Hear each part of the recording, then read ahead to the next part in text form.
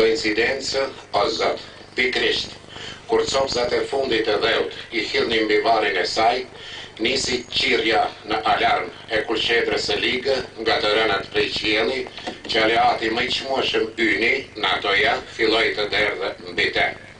Paj, mbase, edhe si ishte koincidencë, mbase ishte veprim normal edhe I Zotit, që të shqitjetojë mu në zemër të ligën, që atë shumë shpirtë engjuj të gjerë kishte gëlltitur, derisa të gëlltiste edhe krye engjullin tonë, Adriana.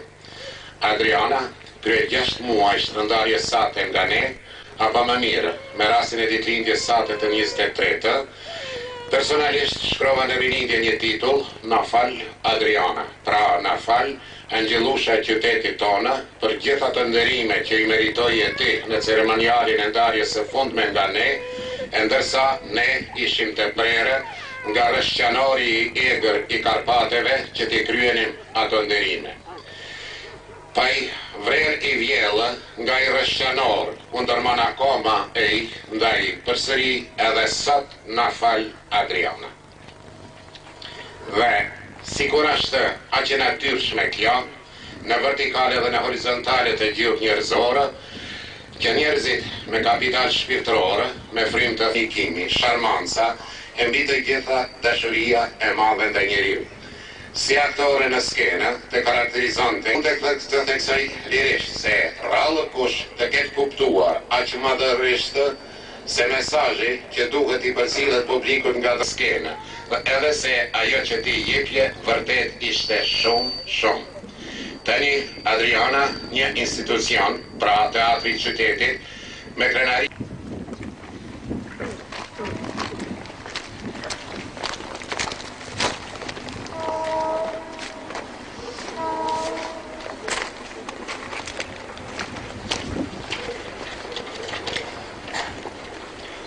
Të nderuar zonja dhe zotrinj, do të flas këtu para 4 vitesh, së bashku me kolegët e klasës u nisëm për në Paris.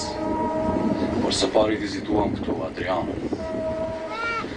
Profesor Faruk Begolli I friksoi fluturimit dhe me një fjalë e qetësuam I tham: "Skep se frikohesh, e kemi Angellin me vete."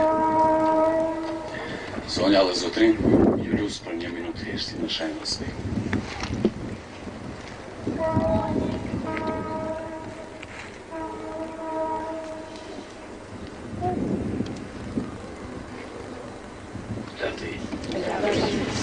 Pakës për kujtimore të këti Angellit të Dodonës, Adriana Abdullah.